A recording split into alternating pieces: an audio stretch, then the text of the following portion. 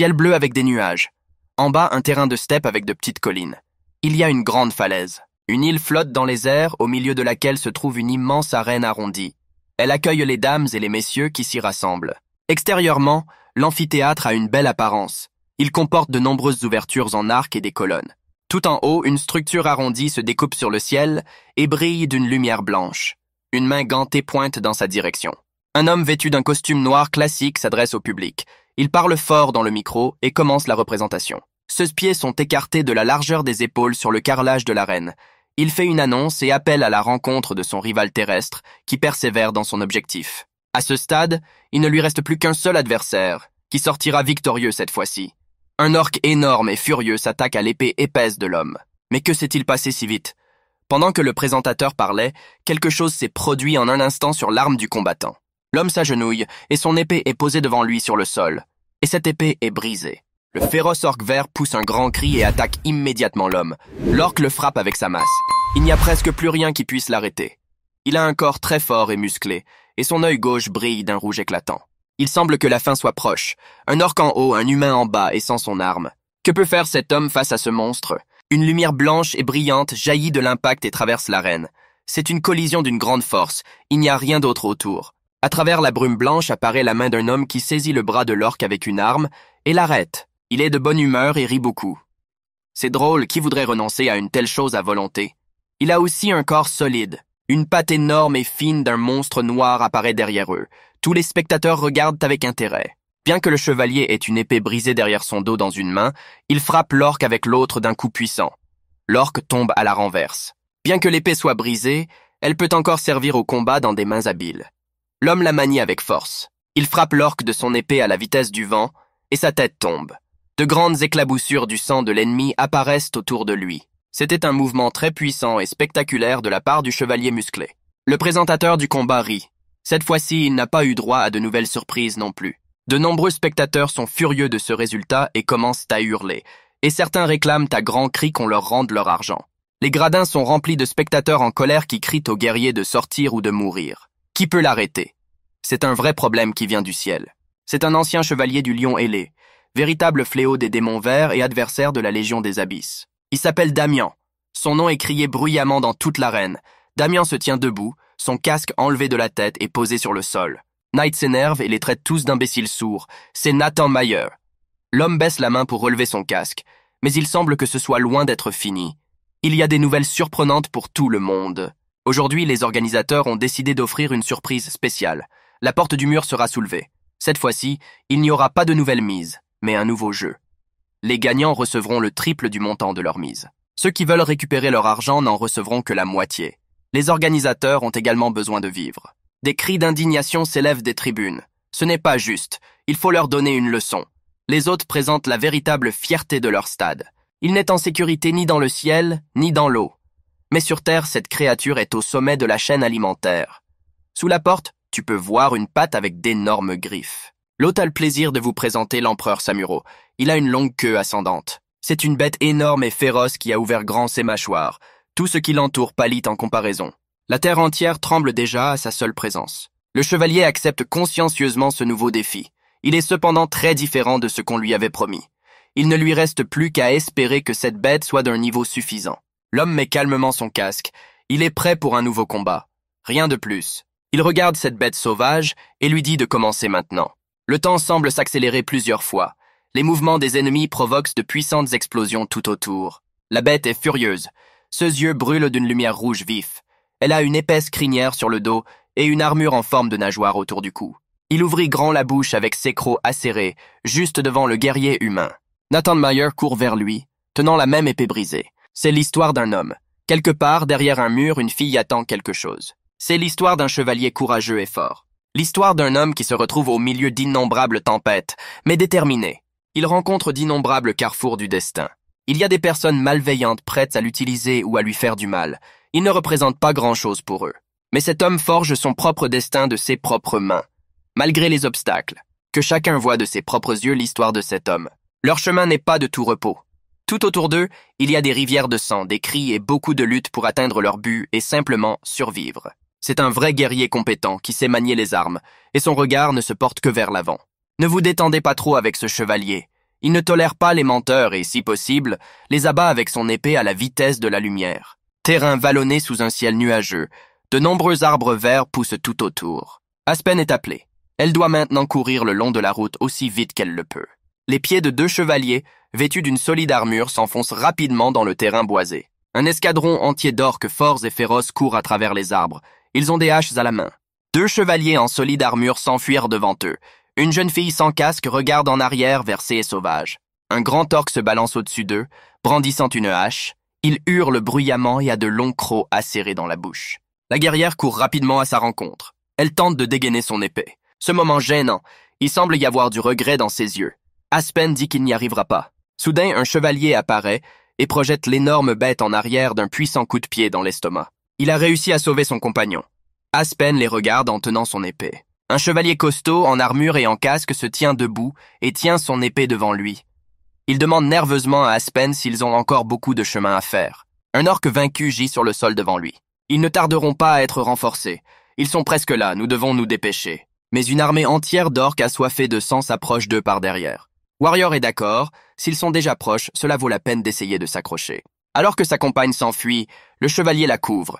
Il rengaine son épée et se bat seul contre tous. L'épée de ce guerrier est extrêmement tranchante, et il la manie si efficacement qu'il coupe les orques en 2. Aspen, quant à lui, parvient à courir dans la forteresse. Il s'efforce d'ouvrir les lourdes portes. Elle a tout fait. Le passage est ouvert. La jeune chevalière appelle son frère à courir plus vite vers elle. Mais devant elle, il y a de nombreux ruisseaux de sang de ses ennemis. Le chevalier continue à se battre, contre-attaquant avec son épée. Il les tient en échec pendant un certain temps. Le guerrier assène coup sur coup. Les orques qui tombent sur lui ne laissent qu'une mare de sang en guise de réponse. L'un des orques reste en arrière pour monter la garde. Ses cheveux sont épais et blancs. Il semble être l'un des chefs de leur offensive. Le chevalier, ayant libéré le passage, se retourne rapidement et court vers sa forteresse. Le chef observe attentivement avec son œil rouge. Il tient devant lui une lance en bois bien aiguisée. Il a un corps très fort et très gonflé. Je pense qu'il prépare un mauvais coup. Il vise soigneusement et se prépare à lancer sa grande lance directement sur le chevalier en fuite. Le chevalier s'enfuit à la vitesse du vent, levant son épée au-dessus de lui. Il a presque atteint la fortification. Le chef des méchants est très convaincant. Il est bien formé et connaît son métier.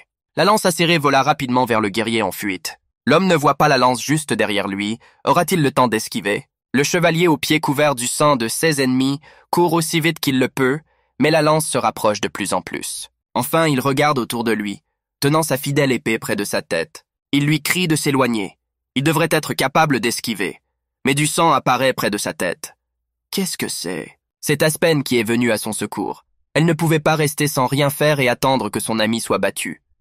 Elle le couvrit d'elle-même. Son armure était endommagée sur le côté. Mais elle est toujours en vie, et encore plus en colère. Elle fixe son ennemi sans détourner le regard. Derrière le chef à l'esprit sérieux se cachent de nombreux orques en colère. Ils veulent du sang. Nathan Meyer prend son fidèle Aspen sous le bras et lui demande de tenir encore un peu. Aspen est blessée, mais elle peut marcher. Elle regarde son partenaire. Heureusement qu'il est encore en un seul morceau. Les 2 chevaliers s'embrassent et se soutiennent mutuellement. Ils traversent cette bataille côte à côte. Les orques enragés courent également aussi vite qu'ils le peuvent. Ils sont belliqueux. Ils ne peuvent pas laisser ces chevaliers s'échapper. Le chef ordonne aux chevaliers de les rattraper et pointe dans leur direction son énorme masse en forme de crâne avec des pointes au bout. Les portes de la forteresse sont à moitié fermées. Une foule d'orques munis d'armes blanches tente d'entrer à temps. L'objectif d'une lorgnette, montrant une foule d'orques tentant de franchir les portes de la forteresse depuis le ciel. Un homme de forte corpulence est assis sur une chaise et réfléchit. Il voit cette confrontation avec des orques humanoïdes. 2 employés aux allures d'espionnes parviennent à trouver la cible et à en informer leur patron. Il rit à gorge déployée, juste ce qu'il faut. L'un des orques s'agrippa au rebord de la porte. Il fut le premier à atteindre le but. Mais il est frappé à la tête par un projectile sain qui déforme son visage. Le chef s'arrête un instant devant la forteresse. Il fixe ses yeux rouges. Qu'est-ce que c'était? Son soldat vaincu gît sur le sol devant lui. Il ne bouge plus. Devant la porte, on aperçoit la silhouette d'un chevalier. Il tient un énorme projectile sur son épaule. Une foule d'orques l'observe. Nathan revient les saluer avec sarcasme. Il leur fait part de son observation, à savoir que ces gens ne semblent rien savoir des vacances. Mais lui aussi. Derrière lui se trouvent les charges électriques du projectile. C'est lui qui était venu exprès pour payer aux salauds la dette qu'ils viennent d'envoyer. Les orques se jettent immédiatement sur le guerrier. Le chevalier s'appuie lourdement sur le sol et lance un projectile. Ses vêtements flottent au vent sous l'effet de la puissance du jet. Le projectile vole et tourne rapidement, prenant la vie des orques qu'il frôle. Sur le sol gisent des corps d'orques démembrés et des restes d'orques. Un peu plus loin, un obus est tombé et a laissé une grosse bosse. Il laisse derrière lui une trace épaisse et profonde sur le sol. Tous ceux qui se trouvaient à proximité n'ont pas été laissés en vie. Les orques restants restent bouche bée, confus. De nombreuses étincelles blanches jaillissent autour d'eux. Les mains d'un monsieur derrière une porte en bois fermée. Aspen s'assoit, blessé, le dos contre le mur. Elle sourit et demande à son partenaire s'il va lui lancer autre chose. Elle le nargue, le traitant de bâtard malade. Le monsieur l'interrompt. « Vous feriez mieux de ne pas parler ou vous allez aggraver les choses. » Mon partenaire a eu une assez bonne idée. Elle est blessée et a l'air un peu déprimée. Nathan devine ce qu'il veut dire. Alors il ferait mieux de se taire maintenant. Il sourit et dit d'un air rêveur. « Et si nous nous retirions d'abord vers quelqu'un qui peut encore bouger ?» Le frère refuse immédiatement. Ses oreilles saignent-elles? Il dit non, donc non. Ses mains sont sur la porte. Aspen continue d'insister. C'est un ordre. Si elle n'aime pas ça, elle aurait dû commencer avant elle. À ce moment-là, une grande lame de hache s'écrase au centre du but. Meyer tente de contenir la pression du mieux qu'il peut. Le visage d'un orque en colère émerge du trou percé. Il les avait trouvés après tout. Un chevalier dans sa puissante armure se tient fermement devant la porte. La lumière du soleil lui tombe dessus. Il déclare qu'il ne fuira pas. Il a également fait une suggestion. Ce monsieur est toujours aussi déterminé. Sur sa tête, il porte un solide casque de fer avec des traces de sang. Un de ses yeux brille d'étincelles. Cette bataille est destinée à devenir légendaire. Il laisse donc Aspen tranquille pendant un certain temps. Mais la partenaire rappelle Nathan. Aspen blessée lève les yeux. Que voit-elle? Quelque chose d'inexplicable. Nathan regarde aussi attentivement autour de lui et scrute son environnement de ses yeux aiguisés. Il ne peut pas le rater. Dans le ciel blanc, un énorme vaisseau spatial est apparu. Il est ultra-moderne, comme s'il venait du futur, et il y a de nombreuses lumières allumées sur la surface en plusieurs rangées. Ce vaisseau se dirige droit sur eux. D'où viendrait-il? S'agit-il d'une soucoupe volante venue du futur? Une énorme soucoupe volante qui brille de mille feux. En son centre se trouve un trou rond. Lorque regarde lui aussi autour de lui, perplexe, et ouvre la bouche. Je crois qu'il n'a jamais rien vu de tel auparavant. Tout l'escadron d'orques se fige un instant. Ils sont un peu désorientés. Un rayon rose pâle et blanc sort alors du trou central de la soucoupe volante. L'éclair devient de plus en plus fort. Un tas de petits débris commence à flotter dans l'air. Tous les orques sont emportés dans les airs. Ils crient, ne réalisant pas ce qui se passe. L'un d'eux maudit le chevalier humain, pensant que c'est de sa faute. Il ne se rend pas compte du type de magie dont il s'agit. Tout le quartier commence à se fissurer et à se déchirer. Les murs de la fortification sont également entraînés quelque part. Aspen est tapé par la gravité, mais le chevalier est toujours debout et tente de la retenir. Il crie à Aspen de se réveiller plus vite. De nombreux débris volent autour de lui sur un fond blanc. Meyer enfonce la pointe de son épée dans le sol, essayant de se stabiliser. Mais elle commence à racler le sol, laissant une traînée derrière elle. Un homme fort s'accroche du mieux qu'il peut.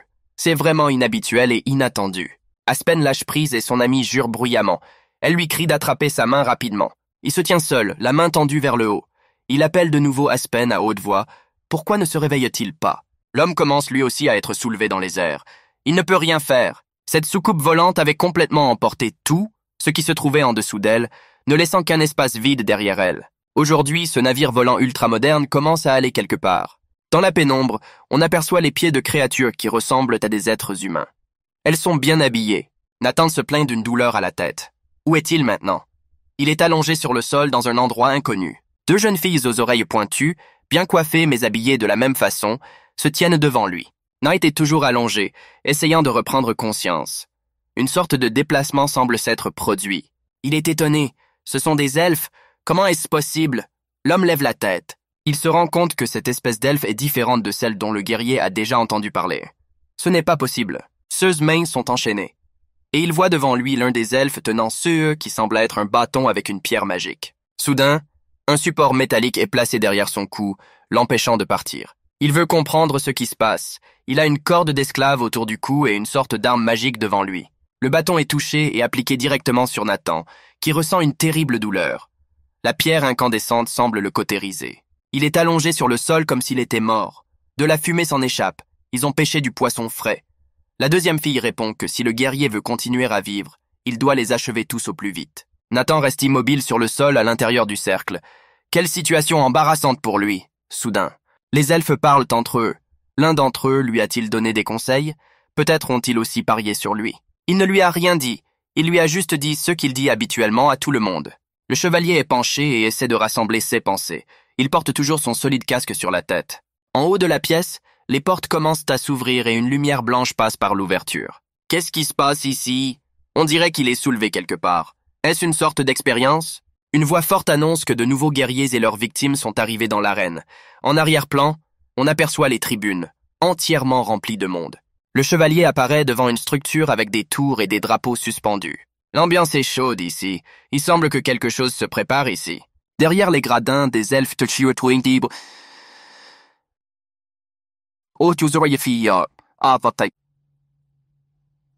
pointus, intéressés et de statuts diverses, applaudissent avec animation. C'est la première fois qu'ils voient un tel homme. Ils pensent que l'homme a l'air faible. Tout ce qu'ils demandent, c'est qu'il ne meure pas trop vite. Ce sont pour la plupart de jeunes elfes qui cherchent à s'amuser. Le chevalier leva les yeux et vit que tout le monde avait les oreilles pointues. Nathan ne s'attendait pas à une telle tournure des événements. En face de lui se trouvent les orques maléfiques, eux aussi enchaînés. Leurs armes gisent sur le sol. Ils crient pour qu'on les laisse entrer. Ils sont en colère et grognent bruyamment. Que leur veulent tous ces hommes aux oreilles pointues dans les tribunes? Pourquoi sont-ils rassemblés en ce lieu? L'homme regarde le cou de l'un d'entre eux. Il y a une marque noire sur le côté. Je me demande si ce n'est pas la langue d'un orque, mais une marque. Un discours fort est prononcé au milieu de l'arène. Les règles sont simples. L'hôte s'attend à ce que tout le monde le comprenne. Un homme aux oreilles pointues se tient debout, un micro à la main devant les gradins bondés. Tous crient fort et souhaitent la mort. Il y a une centaine d'organismes vivants en ce moment. Le guerrier se tient au milieu de l'arène et contemple tout. Au-dessus de lui se trouve une foule de spectateurs animés. Les règles sont simples. Il ne doit en rester que 3. Les mains des orques se serrent en poing. Ils enlèvent leurs chaînes et leurs menottes et s'installent. 6 créatures vertes ont un corps très puissant. Qui survivra à cette nuit? Les orques prennent leurs armes sous forme de grandes haches. Leurs bras et leurs jambes ont été libérés, mais ils sont debout au milieu du sable et se regardent l'un l'autre. Que se passe-t-il ici? Tout le monde est perplexe. Qu'est-ce que c'est? Mais personne ne le sait. Tout s'est passé si vite. L'un d'eux se tourne vers son commandant, qui l'observe depuis la ligne de touche. C'est un puissant orque à la barbe et aux cheveux blancs. Il est de dos.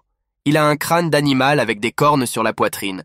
Son apparence est effrayante. Dans la main qu'il tient devant lui, il tient une énorme lame tranchante, prête à couper tout ce qui se trouve sur son passage. Les pierres de la créature courent rapidement sur le sol.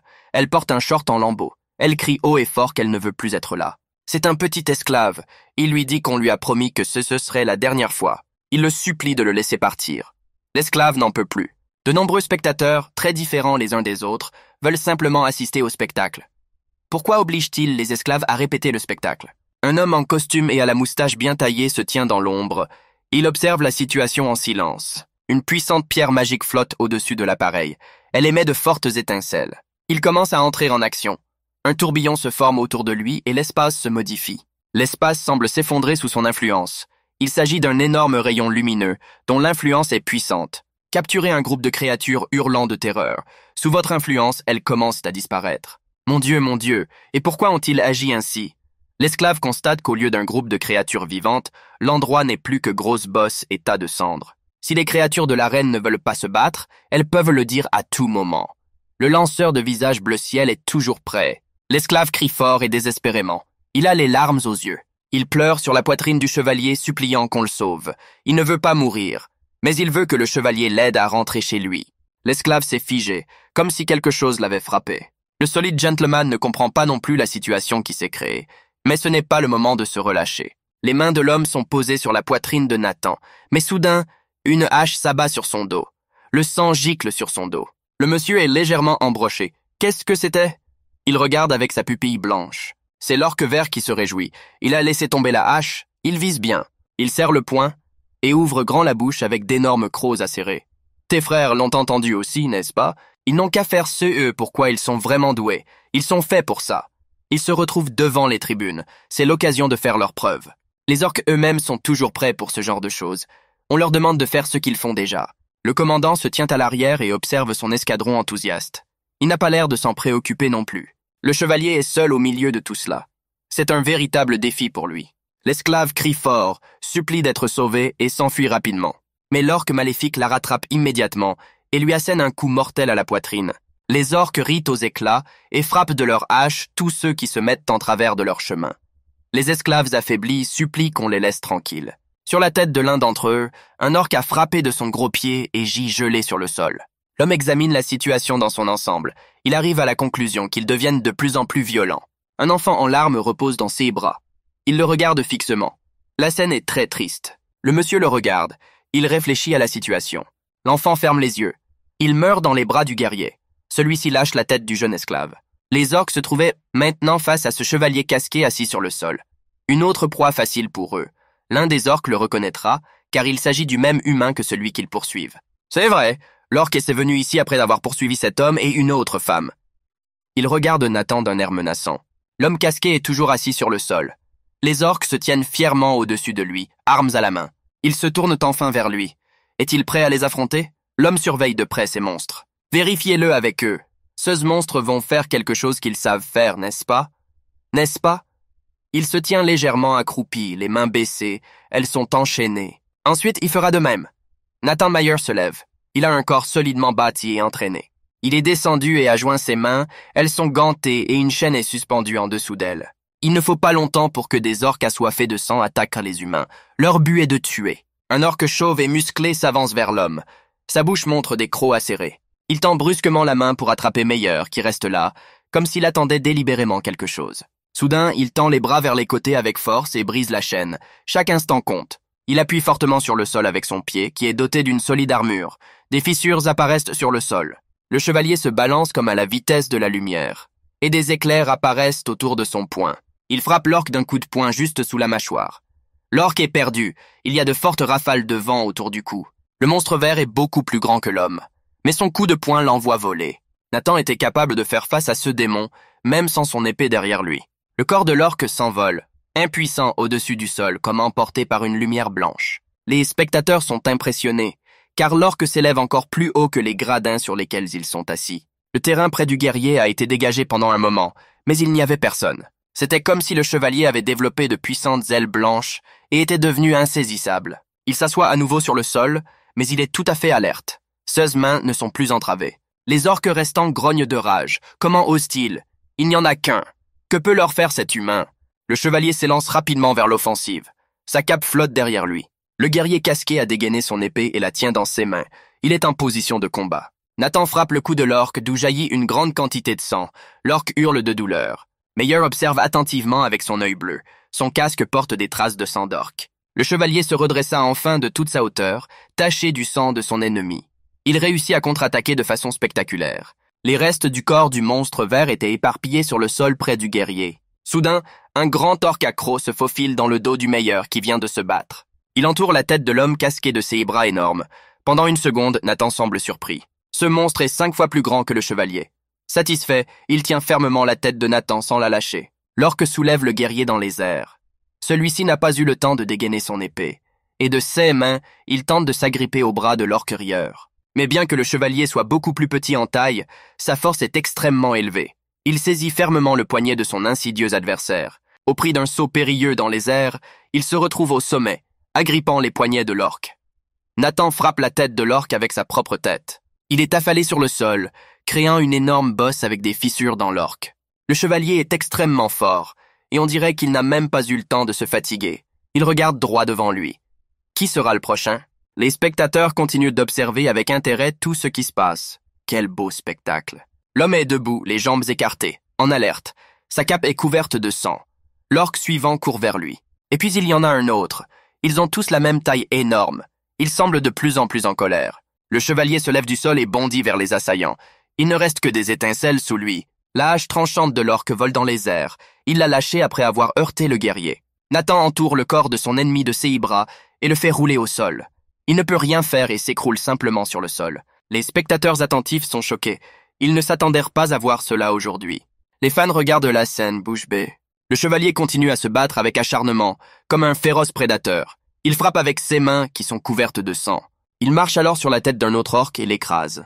Le vainqueur ensanglanté a pris une position fière et a montré son majeur à tout le monde. Que personne n'ose sous-estimer le chevalier au lion ailé de l'Alliance humaine. Il n'est pas le seul, il ne faut jamais rabaisser quelqu'un.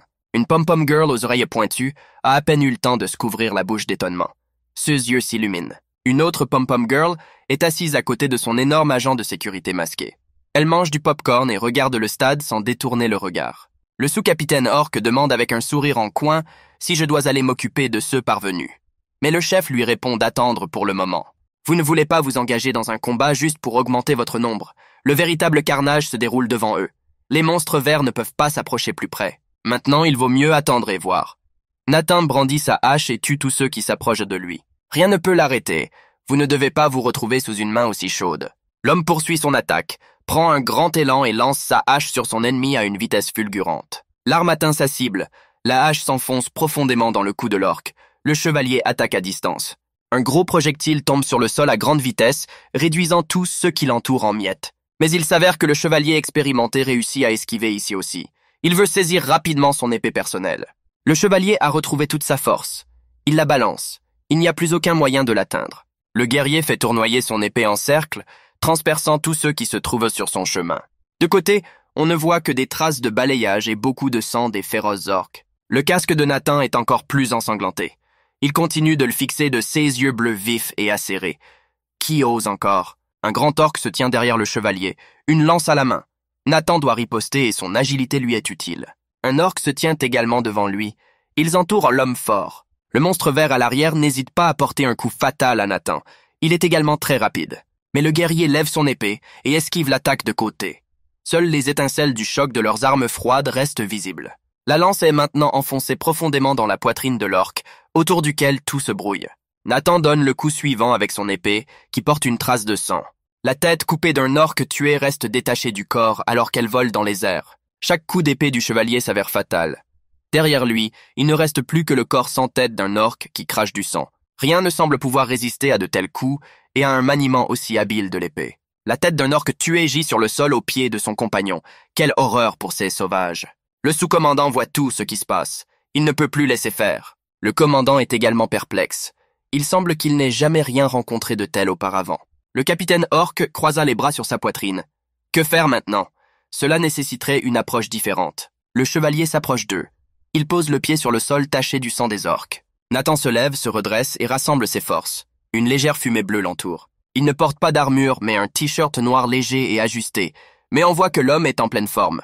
Le guerrier se lève et rengaine son épée sanglante. Elle est parfaitement aiguisée et brillante. L'épée tranchante de Nathan est pointée directement sur les 3 principaux orques qui se tiennent côte à côte. Le chevalier semble reconnaître l'un d'entre eux. Le chef orque affiche un visage confus. Il sourit d'un air sanguinaire. L'homme se tourne vers lui. C'est lui qui leur a lancé cette chose lorsque le guerrier est entré dans la forteresse avec son ami. Le commandant manifeste son intérêt et sa surprise. Il dit qu'il a remarqué que les gens sont également doués pour cela. Et ils aiment aussi les batailles. Le guerrier reste ferme et tient son épée devant l'orque. Pourquoi ces races de guerriers sont-elles si bavardes? Il le regarde droit dans les yeux et lui dit d'en finir.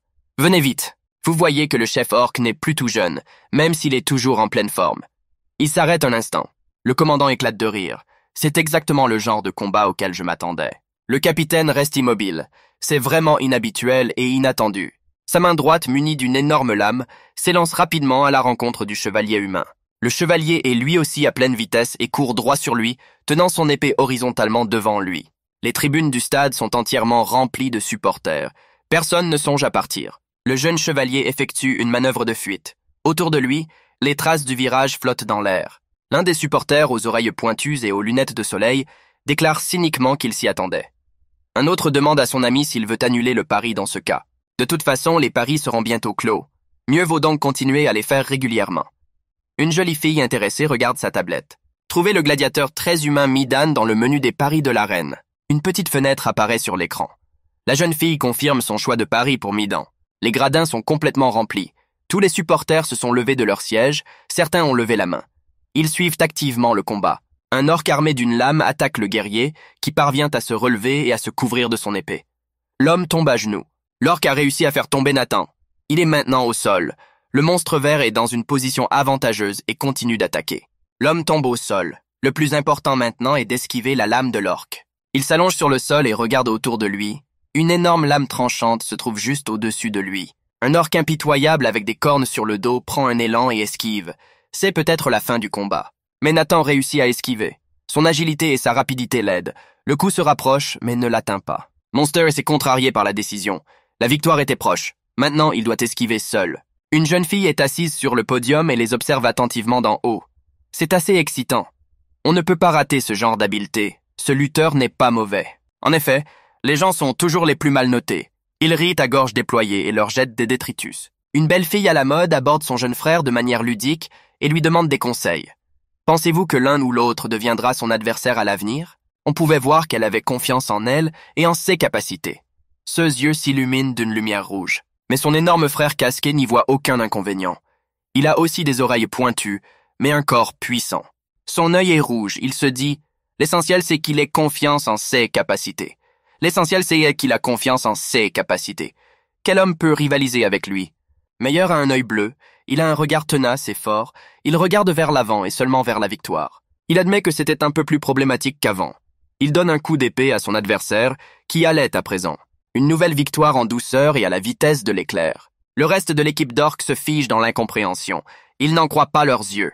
Le capitaine est également silencieux. Que faire ensuite? Cet homme était vraiment fort. Le corps de l'orque morgit sur le sol dans son propre sang.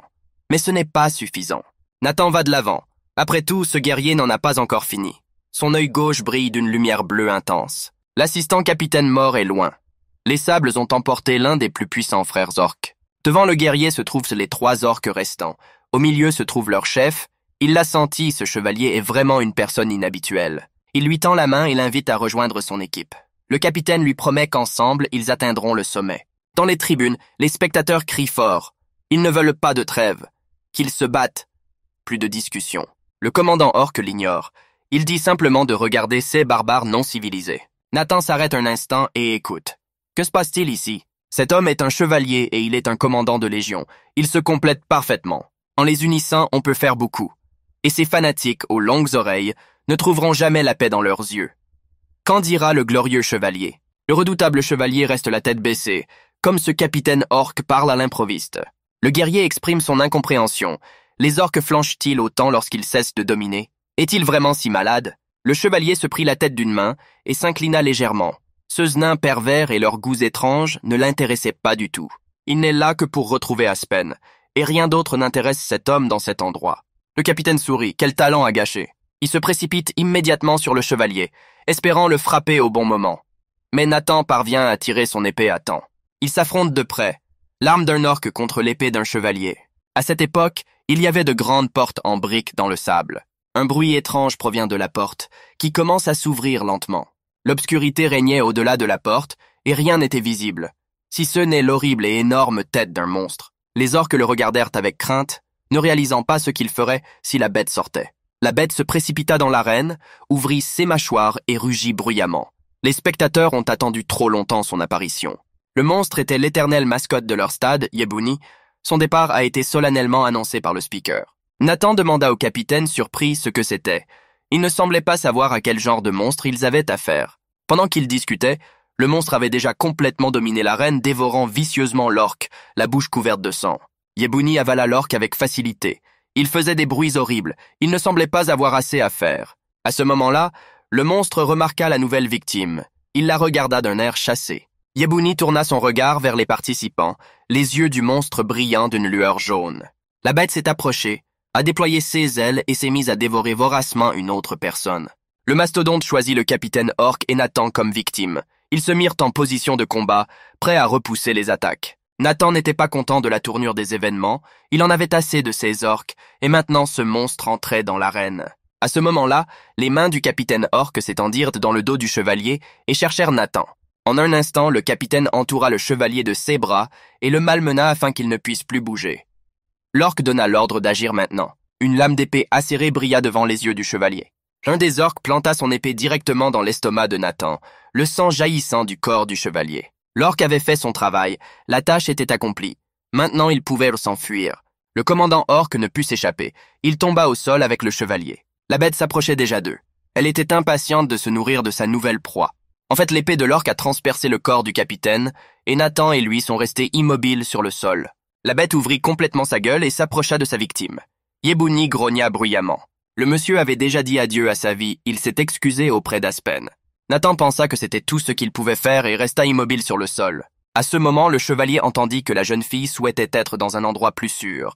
Le chevalier ouvrit les yeux et vit quelqu'un entrer dans l'arène à grandes enjambées. La bête était prête à attaquer Nathan et ouvrit férocement ses mâchoires. Le chevalier remarqua qu'un autre homme semblait être entré dans l'arène. Il s'agissait d'une jeune fille aux cheveux roux, Aspen. Elle tenait une épée dans ses mains et se tenait fièrement devant le monstre. La jeune fille a attaché ses cheveux avec un ruban et a dit que le monsieur était bien fait. Nathan leva la tête, surpris. Il ne s'attendait pas à voir son ami dans l'arène. Aspen se retourne et regarde le gentleman en souriant gentiment. La jeune fille a déclaré qu'il semblait que le moment était venu pour la deuxième aile de venir à la rescousse. Il tira son épée du fourreau et se mit en position de combat pour maîtriser le monstre. Dans l'arène, la véritable bataille féroce entre le mastodonte et Aspen se poursuit. Le monstre tourna son attention vers Aspen et ouvrit ses mâchoires, prêt à avaler la jeune fille tout entière. L'homme qui saignait a crié à la fille d'attendre et lui a demandé ce qu'elle faisait. Aspen répond qu'il ne sait pas si leurs actions les sauveront maintenant ou les conduiront à une mort certaine. Aspen ferma les yeux et dit que si Nathan voulait survivre, il devait rester en vie. La jeune fille demanda, lorsque le chevalier revint dans son monde, de ne pas l'oublier. Il tenait son épée avec assurance et se préparait à combattre Yebuni. Le monstre était enragé. Il se dirigea vivement vers la jeune fille pour l'attaquer. Yebuni ouvrit sa bouche sanglante, impatient de se nourrir de sa nouvelle proie. Aspen se plaça directement devant la gueule du monstre, sans la moindre crainte, en pointant son épée vers lui. Le présentateur annonce qu'un autre homme est apparu dans l'arène comme une comète. Le monstre se rapproche de plus en plus de la fille. Aspen bougea brusquement et se leva du sol. Il avait un plan pour s'occuper du monstre. La jeune fille s'est jetée directement dans la gueule du monstre. J'allais le frapper à l'endroit le plus exposé. Aspen tordit son épée en volume et la balança avec force sur le museau du monstre. Il a ensuite couru à grande vitesse sur le corps du monstre et lui a porté un autre coup. La jeune fille donna un coup de pied dans la colonne vertébrale de Yebuni. Ce coup aurait dû sérieusement endommager le monstre. Aspen se déplaçait si vite que seul le balayage de son épée était visible autour de lui. La jeune fille a utilisé un couteau pour se battre. Sa technique s'appelait la coupe de la pleine lune. La fille a atterri sur le sol. Le public a vraiment aimé Aspen, l'a encouragée et était prêt à parier sur elle. Aspen n'était pas contente de son cadeau. Elle avait l'impression que la fille ne l'avait pas frappée aussi profondément. Ses doutes s'avérèrent exacts, le monstre était toujours debout, ses blessures n'étaient pas graves. La mâchoire d'Aspen tomba. Elle fixa le monstre géant avec surprise. Les spectateurs étaient heureux de voir que Yebuni allait bien, mais le monstre lança un regard furieux à la jeune fille. Aspen ne comprenait pas comment, après tant de coups, Yebuni restait indemne. Nathan s'allongea alors sur le sol et tenta de retirer l'épée de son estomac. Il arracha l'épée d'un mouvement sec de la main. Le type hurla d'une douleur immense. Une giclée de sang jaillit de l'estomac du chevalier, qui jeta son épée au sol. Nathan souffrait tellement qu'il ne pouvait même pas se relever de ses genoux. L'homme essayait de se ressaisir. À cet instant, le chevalier se souvint de la blessure d'Aspen dans cette bataille. Il se souvient également des paroles héroïques qu'il a prononcées, alors que la jeune fille blessée était assise, sans espoir. Nathan trouva la force de se lever, il se dit que ce n'était pas le moment de s'apitoyer sur son sort. Commenta à l'encre tandis que Yebuni s'élançait vers elle. La bête s'approcha rapidement de la jeune fille. Aspen était stupéfaite, ne sachant pas quoi faire ensuite. La jeune fille tremblait de peur à la vue de la puissance de son adversaire, sa situation semblait désespérée. Soudain, un homme apparaît derrière elle et lui crie de ne pas rester immobile mais d'agir. En entendant ces mots, la jeune fille a eu l'impression d'être électrocutée. Nathan n'arrêtait pas de crier à Aspen de sortir de là plus vite. Le gentleman était très inquiet pour la jeune fille. La jeune fille reprend enfin ses esprits, se retourne et regarde le monsieur, ce qui lui donne de la force. Aspen réunit toute sa volonté dans un point et décida de ne pas abandonner. Il était trop tard pour esquiver et il décida de foncer droit sur le monstre. Pensant qu'il devait vaincre le monstre ou mourir, Aspen courut vers la gueule du monstre. La jeune fille dégaina son épée et commença à tourner autour du monstre pour le frapper. Yebuni se tenait fermement sur ses énormes pattes. Elle n'avait pas le temps de réagir à l'apparition de la jeune fille. En un instant, il coupa la jambe du monstre et du sang jaillit de la blessure. La jeune fille était déterminée. Elle avança plus loin sur le corps du monstre, avec l'intention de lui asséner des coups profonds. Il devait également couper le reste des pattes du monstre pour qu'il tombe au sol. Les yeux brûlants de détermination et de colère, la jeune fille en avait assez de Yebuni. Aspen avait réussi, le monstre tomba au sol avec fracas. Il réussit à maîtriser le monstre, à lui poignarder les jambes et à soulever la poussière autour de lui. La jeune fille s'éloigne victorieusement du corps de Yebuni, fière d'avoir pu le dominer. Après tant de travail, une vieille blessure à son flanc commence à le faire souffrir. La jeune fille sourit et demanda comment Nathan se débrouillait avec les compétences d'Aspen. À ce moment-là, quelque chose apparut dans le dos de la jeune fille. Le chevalier lui cria d'esquiver, tendit la main, essayant d'aider la jeune fille. Le monsieur qui couvre sa blessure au ventre avec sa main se précipite au secours de la jeune fille. Il s'avère que le monstre n'a pas été vaincu, mais qu'il a saisi Aspen avec ses mâchoires. Le sang de la jeune fille éclaboussait tout autour. Il semblait avoir endommagé ses organes vitaux. Yebuni projeta Aspen contre le mur de l'arène de toutes ses forces. Personne n'aurait survécu à un tel coup. Il l'a fait avec son membre qui était plutôt un os. Tout le monde autour d'eux était plus préoccupé par Yebouni et appelait un vétérinaire. Aspen a heurté le mur et saignait de partout. Le public a crié qu'il en avait assez des humains et qu'il leur souhaitait la mort, qu'ils étaient très cruels envers les participants. Cela rendit le chevalier furieux. Il était sûr que tout était de leur faute, la rage s'emparait de lui et son esprit s'embrouillait. Le chevalier perdit le contrôle de lui-même et commença à massacrer les orques restants, saisissant l'un d'eux par la tête. C'était un spectacle sanglant. Le type a fendu la tête de l'orque en deux, les autres étaient sous le choc. Il vainquit les orques à main nue, et la peau des orques se fendit sous ses yeux. Le commandant orque était stupéfait par la force d'un tel chevalier. Il regardait cette bataille avec étonnement. Le commandant a fui le chevalier en un éclair, il était très excité. Le commandant cria que c'était la fin et demanda à quelqu'un d'arrêter le monstre en désignant Nathan. Le monsieur l'a rattrapé, il a regardé le commandant avec colère. Le gaz était prêt à le remettre sur le droit chemin. Nathan brandit son bâton sur lequel repose le crâne d'un des orques. Le chevalier était furieux. Il ne pouvait pas se contrôler et voulait se venger de tout le monde à cause d'Aspen. Nathan se plaça juste devant le commandant orque. Il se blottit contre le mur, effrayé, et ne sait pas comment échapper au chevalier et sauver sa vie. À ce moment-là, une scène horrible du massacre des commandants orques a émergé devant les spectateurs. Tous les spectateurs secouent la tête d'horreur devant tant de cruauté. Nathan l'achève de sang-froid. L'une des filles semble s'amuser à observer les actions du gentleman. À ce moment-là, la pom-pom girl avec l'agent de sécurité s'est extasiée devant une telle cruauté, a sauté de son siège et a parcouru l'arène du regard avec joie. L'elfe masqué regarda avec colère ce qui se passait sur le champ de bataille. Il voulait l'arrêter. Les gardes elfiques entrèrent en un clin d'œil dans l'arène, prévoyant d'arrêter Nathan. Le chevalier était assis sur le sol dans une mare de sang, incapable de se battre. Devant Nathan se trouvait le crâne ébouriffé d'un commandant orque, celui qui tenait la massue avec laquelle il l'avait tué. Nathan ne savait pas s'il pourrait tenir sa promesse de se souvenir du virage s'il survivait. Les gardes plaquèrent les garçons au sol. L'un des gardes a utilisé un pouvoir magique pour maîtriser le chevalier.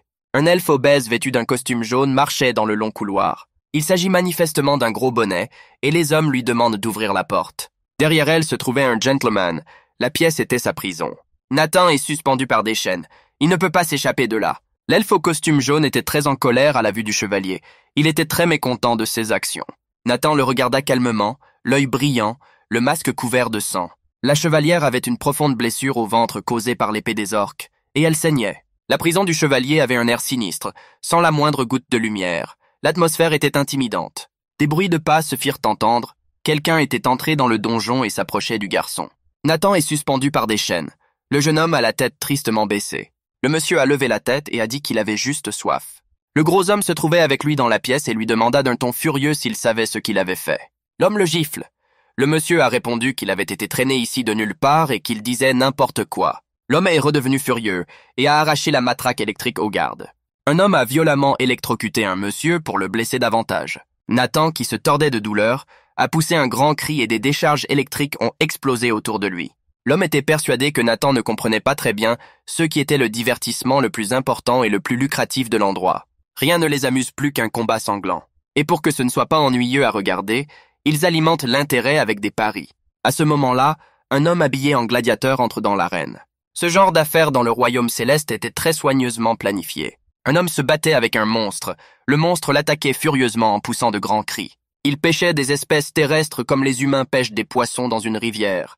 La bête frappa l'homme en même temps, mais celui-ci se défendit avec son bouclier. L'homme pensait que les combats entre les humains et les autres créatures étaient très amusants à regarder. Le point fort de la journée devait être les orques, des guerriers à la peau verte dotés de prouesses physiques et d'une combativité hors du commun.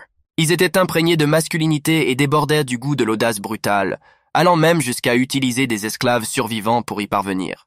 Tout cela se passait autour des orques. Le chef de guerre Bakama était une star parmi eux, et Nathan était une bête qui ne mangeait même pas. L'homme a retourné la matraque électrique vers le corps du chevalier, elle s'est dirigée directement vers sa blessure. L'homme a dit qu'il avait été pris dans son filet pour avoir gâché le plat principal. À ce moment-là, l'homme a électrocuté Nathan qui a hurlé de douleur. Il était persuadé que Knight allait également ruiner sa prochaine superproduction. Votre animal de compagnie a été gravement blessé par un monsieur. L'homme jette rageusement la matraque électrique au sol, qui s'entrechoque en la heurtant. L'homme criait tout cela pendant que le chevalier tuait tous les orques destinés à être revendus plus cher. Il était très en colère et criait que tout était parti en vrille à cause de Nathan. Il était furieux contre les gens. Nathan demanda calmement « Et alors, je n'ai rien tiré de cette information. » Toujours lié à sa prison, l'homme baisse la tête. Le monsieur regarde l'homme avec colère et lui demande de quoi il parle. L'œil rougit. Nathan a déclaré que tout était de sa faute. Tout le monde a eu très peur, les gardes ont couvert l'homme avec leurs matraques. Nathan demanda avec colère si l'homme pensait que c'était lui qui avait voulu venir ici à cause des combats, ce qui n'était pas vrai. L'homme expire et dit qu'il est également responsable de l'arrivée de l'homme, et que ce dernier est donc sa propriété. Les hommes allèrent forcer Nathan à se battre jusqu'à ce qu'il ait remboursé sa dette. Le monsieur continuait à crier sur l'homme qui n'osait même pas en parler, le traitant d'idiot qui n'avait pas assez de cervelle pour penser correctement. Le gars a demandé qui se souciait de l'homme, s'il pensait qu'un gentleman jouerait pour amuser des idiots aux longues oreilles. Le chevalier s'approcha du visage de l'homme et le regarda avec colère de son œil rouge. Nathan lui dit de se tuer. L'homme lui dit qu'il regrettait la mort de son compagnon. 6 mots ont choqué le gentleman. Ils ont été comme du sel dans la plaie. La scène de la mort d'Aspen défila devant les yeux de Nathan. Elle était écrasée contre le mur et saignait. Le chevalier n'arrive pas à s'en remettre et le souvenir le secoue à nouveau. Un certain temps passa. L'homme sortit de la cellule du chevalier. Des rayons de lumière brillaient à travers la fenêtre de la prison. Le garçon avait également l'impression qu'il y avait beaucoup de choses à régler avec elle et était frustré de ne rien pouvoir faire. Nathan pensait qu'il était impossible de récupérer ce qui était déjà parti à l'incinérateur et qu'il devait s'en contenter. L'homme se sentait coupable de la mort de sa petite amie. Il disait que tout était de sa faute. À ce moment-là, la pièce s'est remplie d'une lueur violette. Le gars n'a pas réalisé ce qui se passait. Quelqu'un s'est téléporté directement dans la chambre et a demandé si le monsieur avait vu tout cela de ses propres yeux. Une jeune fille elfe entra dans la pièce. Derrière elle se trouvait un portail violet. Il s'approche lentement de l'homme, vêtu d'une longue robe. Nathan ne comprend pas qui est cette fille, ni ce qu'elle fait dans sa cellule. Il le regarde et se demande si ce monsieur a vraiment besoin de lui. La jeune fille lui répond que Nathan peut l'appeler sa supportrice. La jeune fille croise les bras. Elle a une attitude très positive à l'égard du monsieur. Nathan demanda ce que la jeune fille avait voulu dire au début de son dialogue. Elle a répondu qu'étant donné le nombre de choses qui devraient intéresser un homme, il était étrange qu'il ait choisi de poser cette question. Nathan voulait seulement savoir si Aspen était en vie. Il demanda à la jeune fille. La jeune fille sourit et lui dit que son amie est vivante, qu'elle n'est pas morte sur le champ de bataille. Nathan, très surpris, se lève et demande où se trouve Aspen. La jeune fille sourit et répond que ce n'est pas si important et que le garçon a d'autres chats à fouetter. La jeune fille baisse le regard et regarde tristement le monsieur. Il était très en colère, l'œil rougeoyant, et exigeait une réponse à sa question, car il n'était pas d'humeur à plaisanter. La jeune fille sourit gentiment, pas du tout intimidée par l'attitude du monsieur. Elle répondit qu'elle avait des choses plus importantes à penser pour le moment. La jeune fille désigna le portail. Le garçon ne comprenait toujours pas ce qu'elle voulait dire, et si elle était vraiment son allié. La jeune fille a demandé si le monsieur se souvenait du monstre à la fin. La fille a dit qu'il était le prochain adversaire du chevalier lors du prochain match dans l'arène. La fille a pensé qu'il était normal de l'envoyer à nouveau, puisque le monsieur ne l'avait pas bien vu la dernière fois. Nathan n'était pas du tout effrayé. Il répondit que c'était bon. La jeune fille fut surprise par la réaction du garçon. Le monstre avait l'air intimidant, jetant un regard féroce à tous ceux qui l'entouraient, voulant les dévorer. Nathan était déterminé. Il voulait rendre la pareille à ce monstre. La jeune fille a demandé si le monsieur n'avait vraiment pas peur. Il a répondu que rien ne changerait s'il avait peur, mais qu'il était curieux de connaître les intentions de la jeune fille. La jeune fille sourit et dit qu'elle n'a pas d'arrière-pensée et qu'elle lui souhaite seulement la victoire. Il n'arrive pas à croire qu'elle puisse être son alliée sans rien demander en retour. La jeune fille s'attendait à cette réaction de la part du monsieur. Elle sourit à nouveau. La jeune fille a déclaré qu'elle n'avait pas encore réglé sa relation avec l'homme. Elle lui a demandé de la laisser se représenter, car elle était sa supportrice. Et si elle voulait la victoire du chevalier, il aurait dû la lui apporter discrètement. Il s'est approché de l'oreille de l'homme et lui a dit que s'il perdait, il y aurait de mauvaises conséquences. Son expression a changé en un instant. Il est devenu très intimidant. Il a dit qu'il détruirait Aspen dans ce cas. Nathan était très effrayé. Son vernis à ongles brillait à nouveau en rouge, et il regardait la jeune fille avec fureur. Il y avait un pouvoir de fille dans l'air. Il semble que cette fille elfe était extrêmement forte. Il lui a dit de bien se tenir. Après tout, lui et Aspen sont entre les mains de la jeune fille, sourit-il sournoisement. Il est temps pour la jeune fille de partir. Il lui dit de se souvenir de ce qui se passerait si elle ne gagnait pas. Dans ce cas, l'homme aurait beaucoup plus à perdre, la vie et la santé de sa petite amie. La jeune fille disparaît dans l'embrasure de la porte d'où elle était sortie. Il ne restait plus aucune trace de la jeune fille, juste quelques plumes tombées au sol. Le chevalier était toujours enchaîné à sa cellule, réfléchissant encore aux paroles de la jeune fille. Par la fenêtre de la prison, on aperçoit un rayon de lumière grandissant. C'est l'aube. Le monsieur était furieux parce qu'il y avait un autre problème. Il ne savait pas comment sauver Aspen.